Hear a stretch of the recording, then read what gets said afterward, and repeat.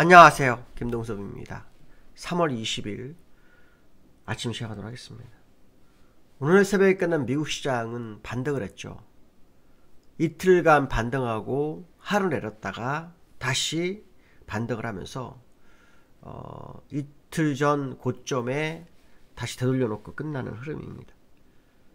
미국 시장의 특징은 제롬 파월이 관세 언급을 안 하고 있다는 겁니다. 본인도 생각이 있으면 안 하겠죠. 왜냐하면 본인이 말할 때마다 주가가 계속 빠졌기 때문에 부담스러워지거든요.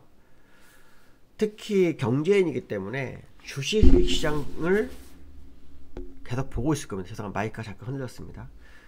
계속 보고 있을 거예요. 보고 있는데 주가가 말할 때마다 빠지니까 말을 안 하고 싶겠죠.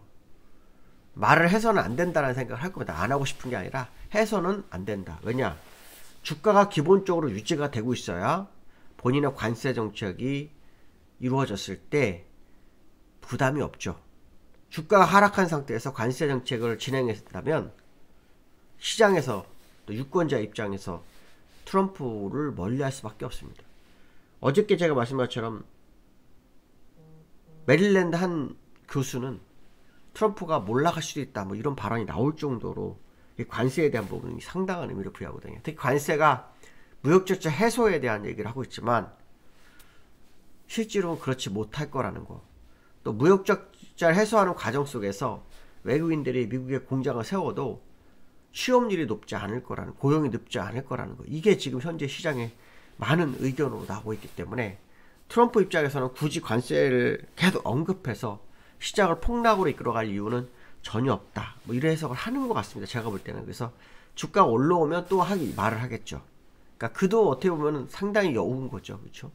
일단 하락할 때는 입을 닫고 올라오면은 얘기할 뭐 그런 상황이 연출될 것으로 예상하고 있습니다. 오늘 끝난 미국 시장에는 이벤트는 연준 회의가 있었습니다. FMC. 이 FMC에서 기준금리를 4.25에서 4.5% 유지하겠다라는 결론이 나왔죠. 특히 제롬 파월의 비둘기적 발언이 상당히 컸는데요. 연준이 인플레이션 전망을 크게 높이지 않았고 연내 금리 인하 횟수 2번이죠. 이걸 유지했다라는 게 시장에서 주목한 부분이다. 이렇게 보시면 될 것 같고요. 연준은 인플레이션 전망치를 원래 목표치는 2%죠. 2.5%였습니다. 근데 이거를 약간 올렸네요. 2.7%. 그러니까 관세 때문에 오를 수 있다라는 생각을 하는 겁니다. 그러면은 이거 중요한 것은 뭐냐? 얼마 전에 개인 소비축 2.8%가 나왔어요. 그러면 목표치에 온 거예요. 그러니까 금리를 할 수도 있는 거예요. 할 수도 있는데 시장 상황을 좀 보겠다. 뭐 이런 생각을 하는 것 같고요. 또 관세 정책에 대해서 인플레이션이 일시적일 것으로 판단한다. 뭐 이렇게 얘기하고 있고요. 오히려 이 관세에 대해서 그냥 간과하는 게 적절할 수 있지 않겠나라는 의견도 있다고 합니다. 경기 침체에 대해서는 확률이 다소 올라온 것은 맞다고 합니다. 근데 여전히 낮다며 우리가 시장에서 주가 하락할 때 걱정했던 게 스태그플레이션이죠. 경기는 침체가 오고 물가가 오르는 거. 이것을 일축했다고 하네요. 연준이 결국 얘기한 건 이겁니다. 기다려보며 지켜보자. 이거죠. 기다려보며 지켜보자. 그렇지만 분명히 인플레이션도 아닐 거고 침체도 아닐 거다. 그럼 연준은 금리를 해야죠. 이렇게 되면 이제 우려되는 게 뭐냐면 트럼프가 그래? 하고 관세 얘기할까봐 걱정입니다. 왜냐하면 4월 2일날 관세를 4월에 실시하겠다고 했기 때문에 말은 또 나오긴 나올 거예요. 근데 트럼프가 생각이 있으면 주가를 끌어올려놓고 하겠죠. 생각이 없으면 그냥 바로 얘기할 거고요. 제가 볼 때는 경제인 출신이기 때문에 주가 하락이 어느 정도 회복됐을 때 얘기를 하지 않을까 생각을 해봅니다. 그러면 그동안은 시장이 좀 반등을 할 거고 거기에 오늘은 더 많이 상승해야 되는 거 아닐까 뭐 이런 해석도 해보고 있습니다. 10년물 국채금리가 소폭 하락을 했는데요. 4.32에서 4.25로 내려갔습니다. 제롬 파월의 발언이 상당히 영향을 미친 거죠. 일단 두 번의 금리 인하 가능성을 내비쳤기 때문에 1차적 금리 인하 가능성은 6월로 지금 보고 있는 것 같습니다. 6월 달에 0.25% 금리 인하 가능성을 약 57% 정도 보고 있다고 하네요. 어쨌든 제롬 파월의 발언, 연준의 비둘기적인 어떤 행보가 일단 시장을 끌어올렸고, 나스닥 1.4% 오르는데 거기 테슬라가 4%, 엔비디아가 1.8% 정도 올라가서 시장을 이끌어준 것이 특징이다 이렇게 보시면 될 것 같고요. 이 와중에 금값은 최고치를 기록합니다. 3,051불까지 올라갑니다. 제가 3,400불까지는 볼 수 있다 뭐 그런 얘기를 했었는데 그 부분이 다가가고 있는 그런 흐름이 있다 이렇게 보시면 될 것 같고요. 다우 차트를 보시면 어저께, 그러니까 그저께 5일선을 타고 어저께 5일선까지 갔다가 다시 5일선 위로 올라왔죠. 그렇죠? 확대해서 본 겁니다. 축소해서 보면은 5일선 값이 내일 또 빠지죠. 5일선이 굉장히 올라갈 겁니다. 모레도 빠집니다. 그러니까 이틀 연속으로 5일선이 빠지기 때문에 일단 20일선 값 42,500까지는 일단 다우가 움직이지 않겠나라는 생각을 한번 해볼 수 있는 어떤 5일선의 흐름이 있다 이런 해석을 할 수 있고요.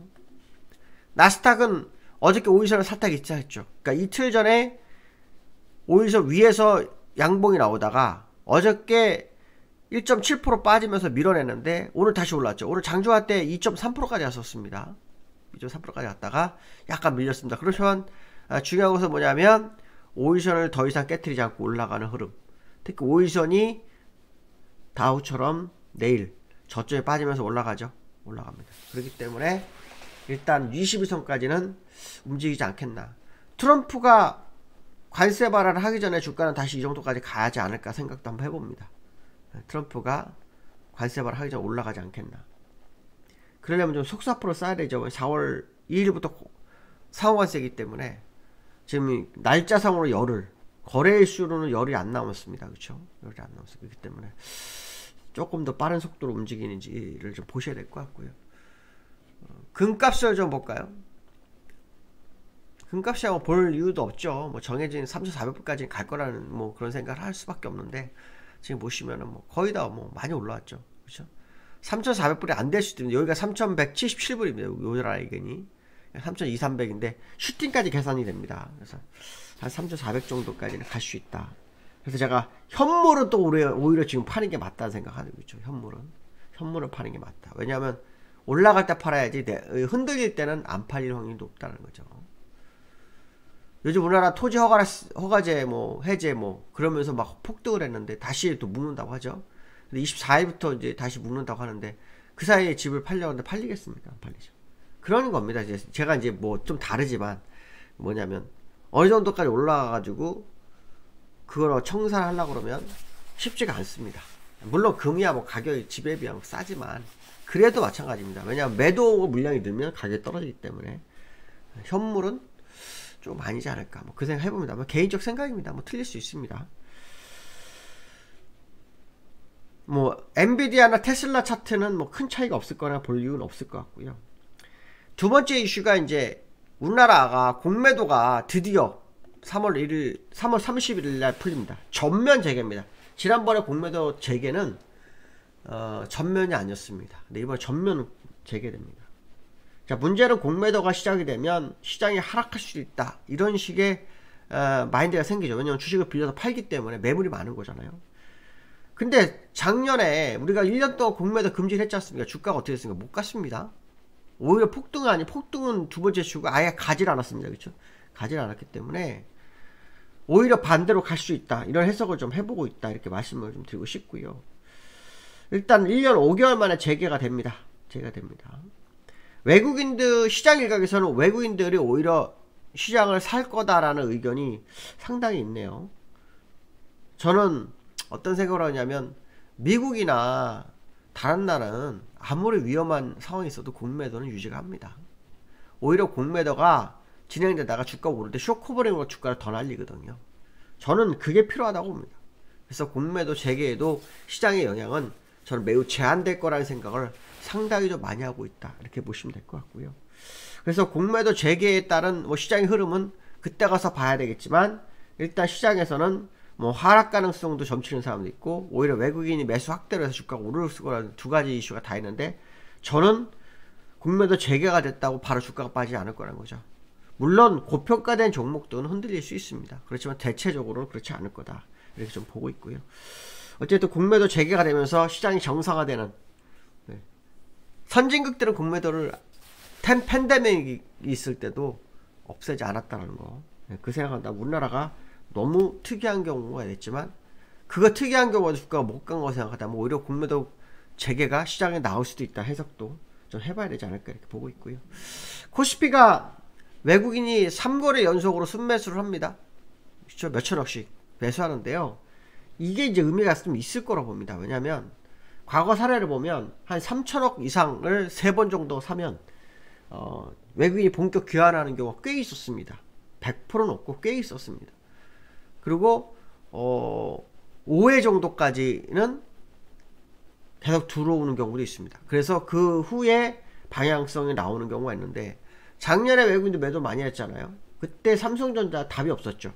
HBM이 뭐 납품도 안 됐었고, 그렇죠? 3월에 내비형 납품 이 얘기가 나오고 있잖아, 한다고 그러지 않았습니까? 그러니까 결론적으로 말하면 이 삼성전자가 를 판 외국인들이 삼성전자로 다시 기어 들어오는 상황이 아니냐, 뭐 이런 해석. 저는 삼성전자가 애플에 비해서 너무 싸다고 판단하고 있기 때문에 삼성전자에 대한 기대감, 물론 애플과 동시되지는 않을 수 있겠지만 그래도 절반까지는 가야 되지 않나 이렇게 보는 게 제 생각입니다. 그래서 장기적으로는 삼성전자에 기대감이 있지 않을까. 특히 삼성전자도 주식이라 망할 수 있겠지만 확률적으로 한 뭐 0.0 몇 프로 있겠지만 우리나라 입장에서는 삼성전자 망하면 큰일 나는 거 아닙니까? 그렇죠? 그러니까 좀 그나마 위험자산 중에 안전자산에 해당되기 때문에 해볼만 하다라는 게고, 특히 이재용 그 삼성전자 회장이 사직생이라는 용어를 썼습니다. 그렇죠? 죽기로 각오해야 살 수 있다는 거죠. 어차피 별로 좋지 않으면 살아봐야 별게 없다는 이런 생각하는 것 같죠. 그러니까 이왕이면은 다시 원래 자리로 가고 싶다는 거죠. 저는 그게 한번 힘을 발휘할 거라고 보고 있고요. 잃어버린 5년을 되찾았으면 좋겠다, 이런 말씀드리고 싶습니다. 아니, 찾을 것 같다는 생각도 듭니다. 여기까지 하겠습니다. 감사합니다.